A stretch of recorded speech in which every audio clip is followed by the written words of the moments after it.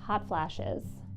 Many women experience these as they go through menopause, and I have a couple of helpful ideas of how to help you deal with them. One is to avoid triggers, which is sometimes food related. Caffeine, alcohol, spicy foods can all be triggers to hot flashes. I would recommend wearing natural fabrics, something that breathes, and layer those fabrics to help adjust your temperature.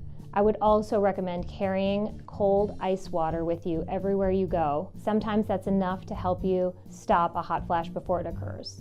You can also increase phytoestrogens in your diet, and that's a fancy word for fake estrogen. Things that you can increase in your diet are soy, soybeans, soy milk. You can eat hummus made of chickpeas, increase chickpeas in your diet. Those dietary changes can help.